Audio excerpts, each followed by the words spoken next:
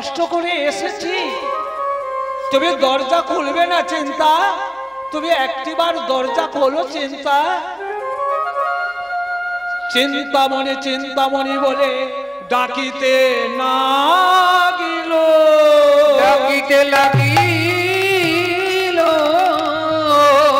কিন্তু চিন্তামণি তখন নিদ্রা নয়, তিনি একনিষ্ঠভাবে একাগ্র চিত্তে সেই তার আরাধ্য দেবতা তার চরণ চিন্তা করছেন।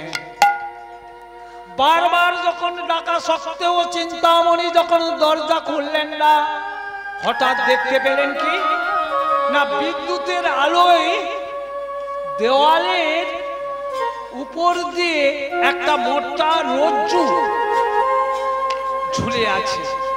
তখন ভাবছে চিন্তা, তুমি আমার কাছে তোমার ভালোবাসার আর তোমার পরীক্ষা নিতে চাইছো? বুঝেছি বুঝেছি, একটু বিলম্ব করো। তুমি দরজা না খুলে তুমি আমার জন্য একটা মোটা রজ্জুকে রেখেছো। এই বলে সেই রজ্জুকে অবলম্বন করে অনেক কষ্ট সহিষ্ণুতা স্বীকার করে যখন সেই কুটিরের মধ্যে প্রবেশ করেছে, সঙ্গে সঙ্গে প্রদীপের আলো নিয়ে যখন দেখে, একই এই ভর দুপুর বেলা, এই দুর্যোগ রাত্রিতে, এই জোয়ার পরিপূর্ণ এই নদী পার হয়ে তুমি কেমন করে এসেছো? চিন্তা গো, এ নদী তো সামান্য, এ নদী তোমার ওই রূপ যৌবনের নদীর সঙ্গে তুলনা হয় না। আজকে তোমার পিতৃ শ্রাদ্ধ আজকে সমাপন হয়েছে, বলছে হ্যাঁ আমি যথাযথভাবে সবাইকে আমি সেবা দিয়ে এসেছি। বলছে না গো না, আজকের দিন তোমার কোথাও বেরোনো উচিত হয়নি, তুমি ফিরে যাও। না চিন্তা না, তুমি দেখো দেখো আমি কেমন ওই কলার ভেলা অবলম্বন করে এসেছি। বলছে কলার ভেলা? প্রদীপের আলো নিয়ে যখন দেখে, ছি ঠাকুর ছি, একটা মৃত একটা দেহ, সব দেহ গলা পচা দেহ দুর্গন্ধ ছড়াচ্ছে, তাকে তুমি কলার ভেলা বলে অবলম্বন করে এসেছো? হ্যাঁ গো, তোমার ওই রূপ যৌবন যে আমাকে পাগল করেছে। ছি ঠাকুর ছি, তুমি না ব্রাহ্মণ যুবক, তুমি না ব্রাহ্মণ সন্তান, তোমার এই মোহ তোমার এই আবেগ কখনো মানায় না। না চিন্তা, কারণ তুমি জানো আমি কত কষ্ট করে ওই রজ্জুকে অবলম্বন করে এসেছি। বলছে কোথায় রজ্জু? এই বলে যখন প্রদীপের আলো নিয়ে গিয়ে দেখে, সেটা রজ্জু বা কোনো দড়ি নয়, সেটা হচ্ছে এক বিষধর সর্প। বিল্ল ঠাকুর, ছি ছি ছি ছি ছি ছি, এতই তোমার আবেগ, এতই তোমার এই কামনা, এতই তোমার এই আমার এই রূপ যৌবনের প্রতি লালসা। যাও ঠাকুর যাও, তুমি ফিরে যাও। না চিন্তা না, কেন জানো? তুমি যে আমার চিন্তামণি, তুমি যে আমার চিন্তামণি, তুমি যে আমার চিন্তামণি, তুমি যে আমার চিন্তামণি, তুমি যে আমার নয়নের মণি, তুমি যে আমার চিন্তামণি, তুমি যে আমার নয়নের মণি, তুমি যে আমার চিন্তামণি।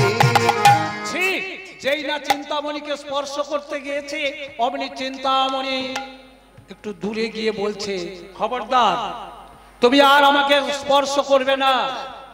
আজ থেকে আমি তোমাকে, তোমার কাছে আমি ত্রিসত্য করলাম। আজ এই সূর্য উদয়ের পূর্বে তুমি যদি আমার এই গৃহ ছেড়ে আমার নাগালের বাইরে যদি না যাও, তাহলে ওই কৃষ্ণবেণা নদীতে আমি ঝাঁপ দিয়ে আমি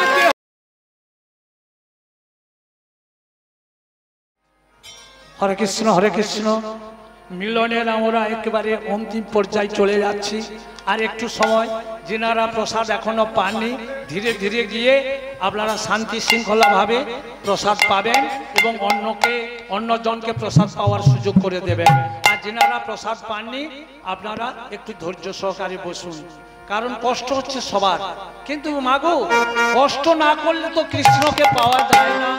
আজকের এই বিল্বমঙ্গলের চরিত্রটা আমরা ঠিকভাবে আস্বাদন করব। চিন্তামণিকে মন প্রাণ দিয়ে এমনকি জীবনের চেয়ে বেশি ভালোবেসে ফেলেছে।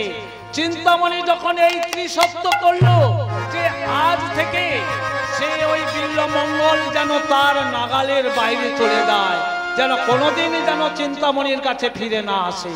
আর যদি ফিরে আসে তাহলে ওই কৃষ্ণবেণা নদীতে সেই ঝাঁপ দিয়ে আত্মহত্যা করবেন। তখন মনে মনে ভাবছে,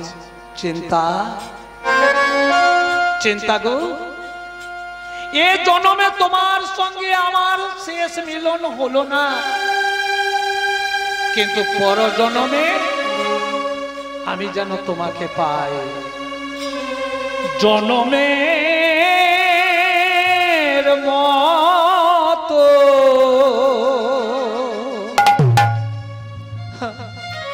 আমি চলে যাই,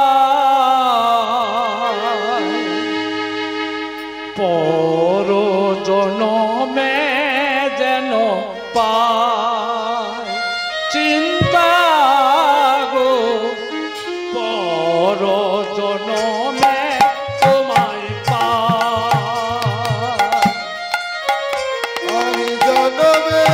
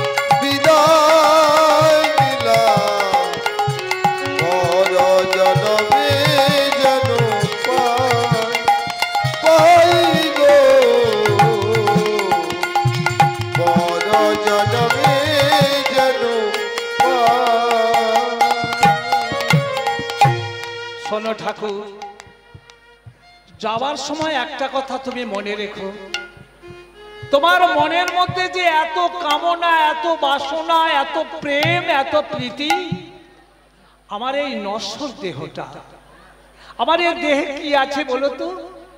রক্ত, মাংস, পুঁজ, মল মূত্র, চামড়া দ্বারা আবৃত আমার এই দেহটা। এই দেহটার প্রতি তোমার এত মোহ। যাও ঠাকুর যাও, তুমি যদি সেই বৃন্দাবন চন্দ্র, যিনি জগৎ চিন্তামণি শ্রী গোবিন্দের ওই তার ওই রাঙা চরণে যদি ওই তোমার মনটা দিতে পারো, তাহলে তুমি অনেক বেশি আনন্দ পাবে। যাও ঠাকুর যাও, তুমি আর বিলম্ব করো না। তাই যাওয়ার সময় বিদায় জানিয়ে চলে যাচ্ছে। দেখতে দেখতে রজনী প্রভাত হয়ে গেল।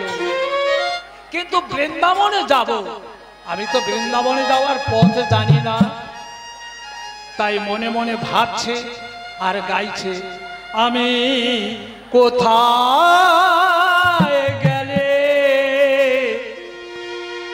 পাবো রে দেখা আমার ঘন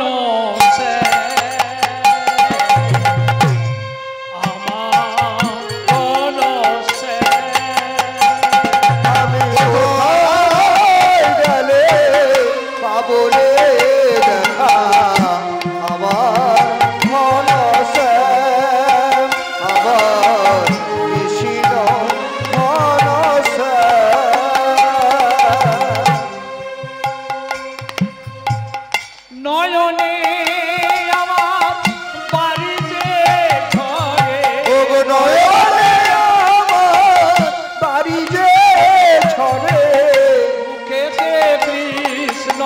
না আমার ভরসে আমার ভরসে আমি কোথায় গেলে পাবো রে দেখা আমার ঘনশ্যাম আমার কৃষ্ণ ঘনশ্যাম। কেউ বলে দাও না গো, যাকে দেখে তাকে বলি ওকে বলে দাও না আমি বৃন্দাবনে যাবো কোন পথে। ও বাবা এ বেটা তো পাগল। আরে বৃন্দাবনে যেতে গেলে অনেক পথ, এখানে নাকি বৃন্দাবন, বৃন্দাবন অনেক পথ, ওকে বলে দাও না কোন পথে যাব। তখন একজন কৌতুক বশত বলল, এ বেটা তুই বৃন্দাবনে যাবি, যা এই নদীর পথ ধরে চলে যা, নদীর পাড় ধরে চলে যা। তাই যাকে দেখে তাকে বলে আমি কোথায় কোন পথে যাব। নয়নে আমার বাড়িতে ধরে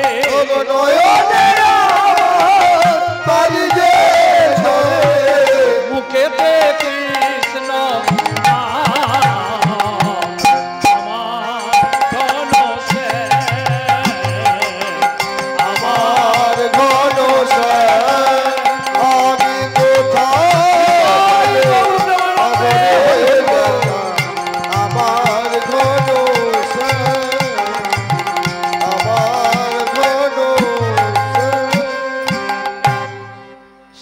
বলছেন সাধিতে সাধিতে যদি কৃষ্ণ কৃপা করে ইহ জন্মে নয় জন্ম জন্মান্তরে সত্যি সত্যি পথে একজন সুহৃদয় এক পরম বৈষ্ণবের সঙ্গে সাক্ষাৎ হয়ে গেল। সেই বৈষ্ণব ঠাকুরকে দেখে ছুটে গিয়ে তার চরণে জড়িয়ে ধরে বলছে, ওগো সাধু বাবা আমাকে বলে দাও না গো, আমি বৃন্দাবনে যাব, আমি বৃন্দাবনে যাব কোন পথে। সেই সাধু বাবার তার সেই মনের আবেগ, তার আরতিতে তার করুণা হলো। তাই পদকর্তা বলছে, কি বলছে, বৈষ্ণব ঠাকুর দয়ার সাগর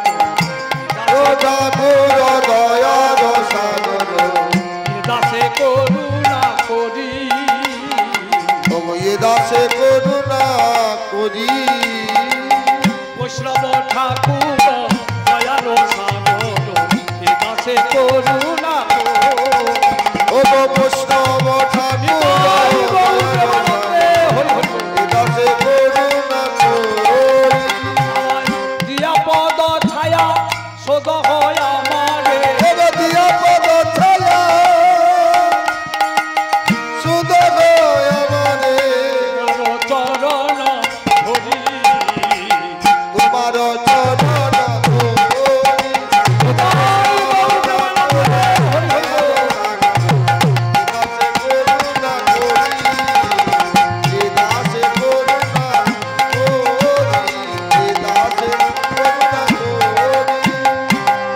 হরিবল হরিবল। আচ্ছা সোনাকে শোধন করা হয় কিসের দ্বারা মা? আমার ভক্তিমতী মায়েরা জানেন না, আগুনের দ্বারা। তাকে পুড়িয়ে পুড়িয়ে তার খাদগুলো বের করে নেয়। তেমনি আমাদের এই যে কলুষিত জীবন, এই যে আমাদের এই যে জ্বালা যন্ত্রণাময় এই যে জীবনটা, এটা শোধন হয়ে যায় কার কাছে? বৈষ্ণব ঠাকুর দয়ার সাগর দাসে করুণা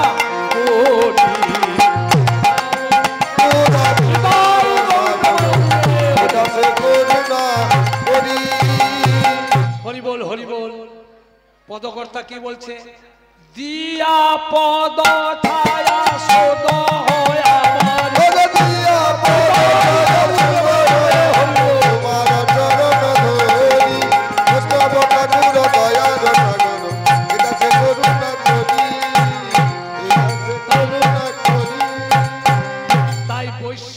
কৃপালে হয়তো যাহারে সেই সেই ঈশ্বর তত্ত্ব বুঝিবারে পারে।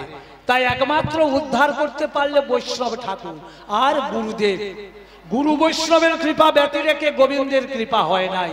তাই সেই বৈষ্ণব ঠাকুরের নাম হলো সোমগিরি। সোমগিরি নামক এক পরম সিদ্ধ পুরুষ ওই বিল্বমঙ্গলকে সস্নেহে নিজের আশ্রমে নিয়ে গিয়ে তার গলায় দিলেন তুলসীর মালা এবং কর্ণে দিলেন কৃষ্ণ নাম, আর দাদা সঙ্গে দিলেন হরি মন্দির, মানে তিলক পরিচর্যা করো, হরি মন্দির মার্জ। তাকে এইভাবে বৈষ্ণব আভরণে তাকে ভূষিত করে কর্ণকুহরে দিলেন কৃষ্ণ মন্ত্র। কৃষ্ণ কৃষ্ণ শুধু সে কৃষ্ণ, কৃষ্ণ বিনা কিছু নাই। কৃষ্ণ নামে সুধা সে নিয়ে কৃষ্ণেরই গান গায়, কৃষ্ণেরই গান গায়। কৃষ্ণ কৃষ্ণ শুধু শ্রী কৃষ্ণ, কৃষ্ণ বিনা কিছু নাই। কৃষ্ণ নাম সুধা দিয়ে কৃষ্ণেরই গান গাই, আমি কৃষ্ণেরই গান গাই। হরি বল হরি বল। কৃষ্ণ গান গাইছে গো, অবিরত মুখে কৃষ্ণ নাম। এইভাবে কৃষ্ণ নাম গাইতে গাইতে গাইতে গাইতে দিনের পর দিন, মাসের পর মাস হাঁটতে হাঁটতে হাঁটতে হাঁটতে ছুটে চলেছে। হা প্রাণনাথ, হা গোবিন্দ, হা ব্রজের ব্রজেন্দ্র নন্দন। কৃষ্ণ কৃষ্ণ কৃষ্ণ কৃষ্ণ, কৃষ্ণ বিনা কিছু নাই। কৃষ্ণ নামে সুধা সে নিয়ে কৃষ্ণেরই গান গায়, কৃষ্ণেরই গান গায়। কৃষ্ণ কৃষ্ণ শুধু শ্রী কৃষ্ণ, কৃষ্ণ বিনা কিছু নাই। হৃদয় হরি কৃষ্ণেরই গান গাই, আমি কৃষ্ণেরই গান গাই। কিন্তু হাই রে বিধি, এই কৃষ্ণ নাম গুরুদেবের কাছে দীক্ষা গ্রহণ করে গুরুদেবের আদেশ নিয়ে তিনি ছুটে চলেছে বৃন্দাবনের পথে। কিন্তু পথে যেতে যেতে দেখা গেল একটা সুন্দর, একটা স্বচ্ছ, একটা পুষ্করিণী। সেই পুষ্করিণীতে একজন নব যৌবনা, একজন যৌবনা উন্মত্তা এক গৃহবধূ, তিনি স্নান করে ভিজা বসনে গাগরি ভরে কক্ষে নিয়ে তিনি চলেছেন তার নিজের গৃহ অভিমুখে। এই যে বদনে বলেছিল কৃষ্ণ নাম, কিন্তু এই যে দুষ্ট, এই যে পাপ নয়ন, ওই যৌবনা সম্পন্না ওই রমণীর ভিজা বসনে তাকে দর্শন করার সঙ্গে সঙ্গে সেই আবার পূর্বের সেই চিন্তামণির কথা তার হৃদয়ে জাগরিত হলো। তখন অবিরত কৃষ্ণ নাম সেটা বন্ধ হয়ে গেল, আর ওই রমণীর পশ্চাতে পশ্চাতে চলেছেন, আর তার সেই রূপ, তার যৌবনকে মনে মনে কুকামনা করছে। মনে মনে ভাবলেন, আমি যদি এই রমণীর পশ্চাতে পশ্চাতে গিয়ে যদি ওই রমণীর গৃহে আমি গিয়ে যদি আমি এক রাত্রি যদি আমি অবস্থান করতে পারি, তাহলে আমি আপাতত কিছু নয় কিছু আমার মনের আনন্দ পাব। এই বলতে বলতে সেই রমণীকে অনুসরণ করতে করতে সেই রমণীর গৃহে পৌঁছে গেলেন।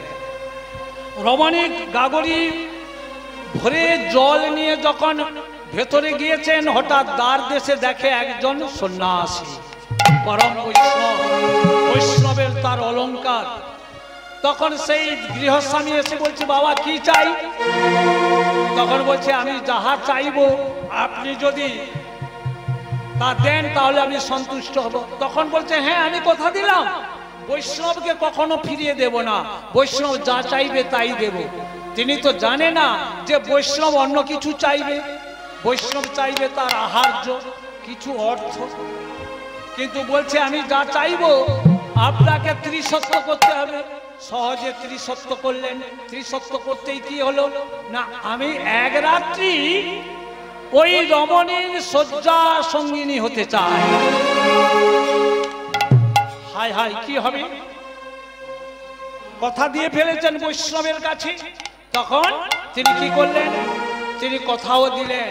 সেই রাত্রে স্বামীর কথা অনুযায়ী সেই বধূ এক হাতে প্রদীপের আলো, অন্য হাতে আহার্যের পাত্র, আর সেই বৈষ্ণব ঠাকুরের শয্যার কাছে এসে বলছে, বৈষ্ণব ঠাকুর আপনি সেবা নেবেন না? তখন তার বিবেক তাকে দংশন করছে। রে বৈষ্ণব, তুই যে কণ্ঠদেশে তুলসীর মালা ধারণ করেছিস, যে ললাটে তিলক রচনা করেছিস, যে কর্ণ তুই কৃষ্ণ নাম শ্রবণ করেছিস, তোর মধ্যে এত লোভ, লালসা, কামনা, বাসনা, ঠিক ঠিক ঠিক। সঙ্গে সঙ্গে তার মনের মধ্যে বৈরাগ্য ফিরে এলো। যখন বলছে, ওগো সাধু বাবা, ওগো সাধু বাবা, আপনার আহার্য গ্রহণ করুন এবং আপনার মনের বাসনা আপনি পূরণ করুন, আমি প্রস্তুত। সঙ্গে সঙ্গে বলছে, মা আমি কিছু চাই না, তোমার ওই মাথার বেনি আকর্ষণ করার যে কাঁটা আসছে, ওই কাঁটা দুটি আমায় দাও তো মা। এই বলে সেই মায়ের কেশ আকর্ষণ করা সেই দুটি কাঁটা নিয়ে সেই রমণীর কাছে এই পাপ চক্ষুটাকে সে অন্ধ করবে বলে নয়নের মণি দুটোকে উৎপাটন করলো, আর রক্ত ধারা বয়ে চলেছে। সাধু বাবা,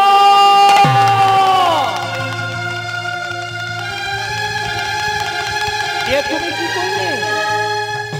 ও মা, আমি তো সাজা দিয়েছি গো, দুষ্টুকে আমি সাজা দিয়েছি। ও মা, আমি তো বৈষ্ণব, আমি বৈষ্ণব ধর্ম নিয়েছি।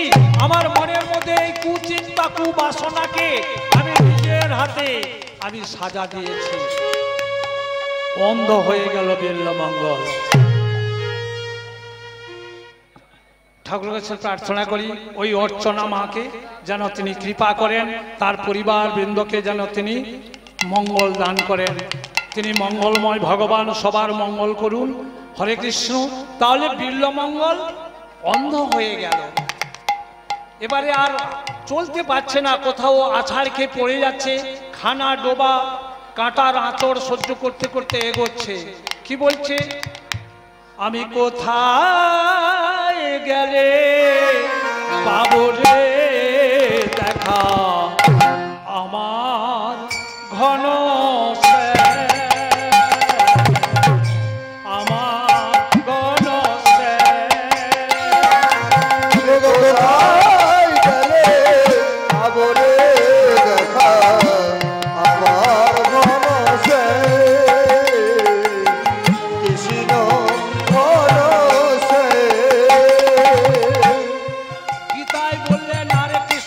মাধ্যম দিয়ে কি বলছে? হরে কৃষ্ণ হরে কৃষ্ণ। অনন্য চিন্তন্তমাং যে জনা পর্যুপাসতে তেসাং নিত্যাভিযুক্তানাং যোগক্ষেম বহাম্যহম। তিনি অন্ধ এবং পরিশ্রান্ত একটি বৃক্ষের তলায় বসে রয়েছেন, বৃন্দাবনে আর যেতে পারছে না, মাঝপথে বসে আছেন। সারাদিন অতিবাহিত হয়ে গেছে, একটু আহার্য বা একটু পিপাসার জলও পর্যন্ত পাচ্ছে না। তখন ভগবান সেই শ্রী গোবিন্দ তিনি একজন রাখাল বালকের রূপ ধারণ করে দধির ভাণ্ড কাঁধে নিয়ে ওই ভক্তের জন্য আসছে। আর কি বলছে? তোমরা কেউ দধি নেবে গো, তোমরা কেউ দধি নেবে গো, তোমরা কেউ দধি নেবে গো, তোমরা কেউ দধি নেবে গো, তোমরা কেউ দধি নেবে গো, তোমরা কেউ দধি নেবে গো, তোমরা কেউ দধি নেবে গো, তোমরা কেউ দধি নেবে গো। দই চাই দই। একই ও সাধু বাবা, তোমার মুখ শুষ্ক হয়ে গেছে, দেখে তো মনে হচ্ছে তোমার দেহটা খুব অবসন্ন। ও সাধু বাবা, তুমি দধি নেবে নাকি? বলছে না। কে গো তুমি? আমি এক রাখাল বালক। বাহ, কি তোমার কণ্ঠস্বর, কি মধুর সুরেলা গলা। তবে আমি যে দধি নেব, আমার তো পয়সা নেই। বলছে না, পয়সা লাগে না, আমার মা বলেছে তুমি অভুক্ত, তোমাকে এই দধির ভাণ্ড দিলাম। এই বলে আমার রাখাল বেশি ভগবান শ্রী গোবিন্দ দধির ভাণ্ডটা বসিয়ে দিয়ে তিনি চলে গেলেন। দধিটা খেয়ে নিও। একদিন গেল, 2 দিন গেল, নীতিপ্রতি এইভাবে দধির ভাণ্ড দিয়ে যায়, কিন্তু মনে মনে ভাবছে না না না, কেউই রাখাল বালক, আমি অভুক্ত বলে জানলো কি করে?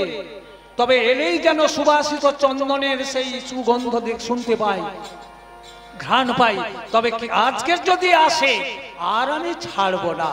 এই বলে তৃতীয় দিবসে যখন আবার এলেন, তখন বলছে ও রাখাল বালক, শোনো শোনো।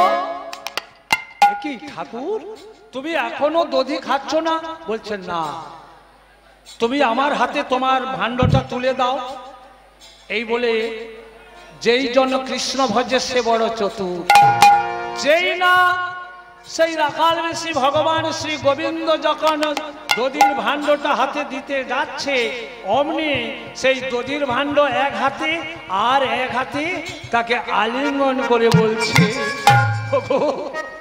তুমি কে এমন? আমি তো জানি না, আমি যে অন্ধ, আমি অন্ধ নয়নে তোমাকে আমি দেখতে পাচ্ছি না। তবে তুমি কেউ নয়, তুমি কি সেই আমার বৃন্দাবন চন্দ্র? ওগো, তুমি আমায় একবার ধরা দাও না গো, তোমার নাম তো অধরা, দাও দাও। সঙ্গে সঙ্গে ভগবানের করুণা হলো। তখন ভগবান ও ভক্তকে আলিঙ্গন করলেন। আলিঙ্গন করার সঙ্গে সঙ্গে বলছে, বিল্বমঙ্গল, তুমি চক্ষু উন্মিলন করো। চক্ষু উন্মিলন করলেন। এবারে তুমি চক্ষু খুলে দেখো। চক্ষু খুলে দেখলেন সেই দ্বিভুজ মুরলীধারী শ্যাম সুন্দর বংশীধারী, তার সেই ভুবন ভুলানো রূপ দেখে ছুটে গিয়ে সেই গোবিন্দের 2টি চরণ জড়িয়ে ধরে বলছে, প্রভু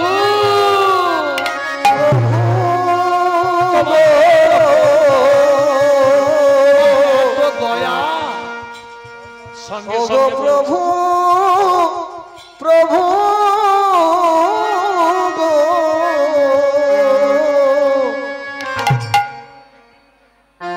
প্রভু আমার, হরি বল হরি বল। প্রভু গো, ও গো প্রভু। না না না বিল্বমঙ্গল, তুমি আমার চরণে নয়, তুমি আমার বুকে এসো। এই বলে বুকে জড়িয়ে ধরলেন ভগবান শ্রীকৃষ্ণ। আর বলছে, বিল্বমঙ্গল একটু পেছন ফিরে দেখো তো, তুমি ওকে চিনতে পারো কিনা। কি দেখলেন? না সেই চিন্তামণি। বলছে না, চিন্তা আর আমি তোমার সঙ্গে যাব না। বলছে না, এই হচ্ছে তোমার বৃন্দাবনে পৌঁছে দেওয়ার গুরু, একে তুমি ত্যাগ করো না। এই বলে বিল্বমঙ্গল চিন্তামণি তারা 2 জন দাঁড়িয়ে দেখছেন। আর গোবিন্দের সেই রূপ মাধুরী এবং গোবিন্দের বাম ভাগে রয়েছেন আমার রাধা ঠাকুরানী। ওগো রাধা কৃষ্ণ প্রাণ মোর যুগল কিশোর, জীবনে মরণে কিয়া গতি হবে মোর। রাধা কৃষ্ণ প্রাণ মোর যুগল কিশোর, জীবনে মরণে গতি গতি নাই মোর। ভক্ত আর ভগবানের মিলন হলো। কৃষ্ণের দর্শন চেয়েছিলেন, কৃষ্ণ একেবারে যুগলে দর্শন দিলেন। হরে কৃষ্ণ। আপাতত এইখানে আমার গৌরহরি বাবু বা ওনার যে সহধর্মিনী অর্চনা মা, অর্চনা দেবী, তিনি যে একখানা গান শুনবেন। আমার একজন সহশিল্পী আছে, একখানা কেবল ভজন শিল্পী, ভজন গান গাইবে। হরে কৃষ্ণ, হরি বল হরি বল। তাহলে কি বলছে? ভক্ত আর ভগবানের মিলন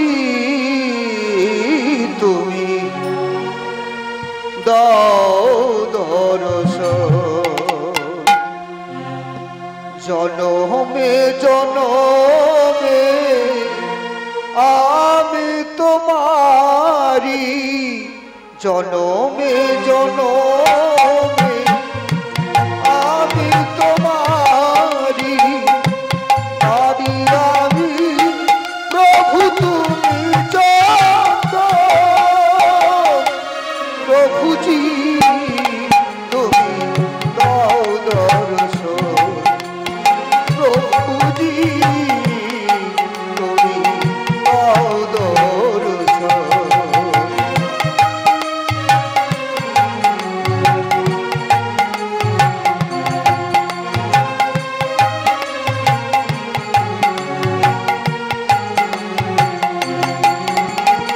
আশায় আশায় জেগে আছি, দুটি পিয়াসি নয়ন, আশায় আশায় জেগে আছি, দুটি পিয়াসি নয়ন, প্রভুজি তুমি দাও দর্শন।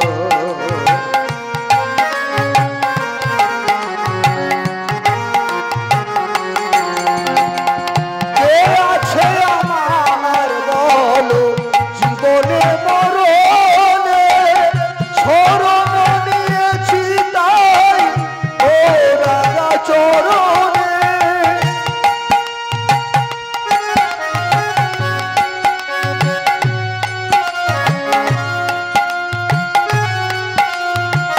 কে আছে আমার বলো জীবনে মরণে, শরণ নিয়েছি তাই ও রাজা চরণে, তুমি ছাড়া সুখ নাই, প্রভু তুমি ছাড়া কি আপন,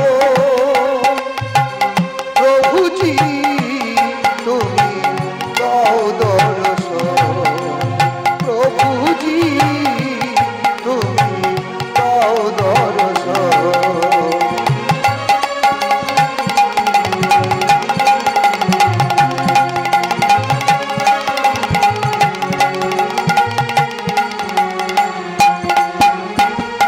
তুমি ধ্রুব তারা পথের আধারে, তব প্রেম জ্যোতি দেখালি আমারি, তুমি ধ্রুব তারা পথের আধারে, তব প্রেম জ্যোতি ঠাকুর দেখালি আমারি, বিরাট প্রভু গো গিরিধারী না গো, বিরাট প্রভু গো গিরিধারী না গো, তোমায় আমায় চিরবন্ধন,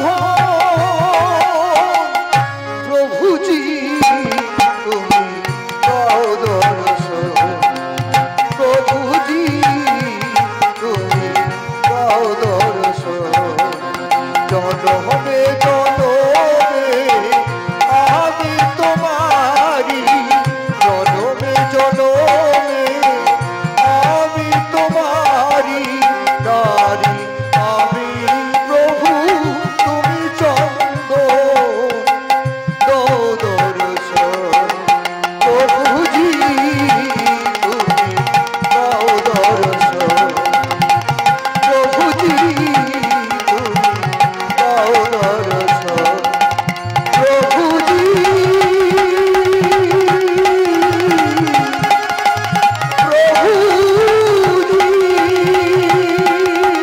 প্রভুজি তুমি দাও দর্শন, প্রভুজি তুমি দাও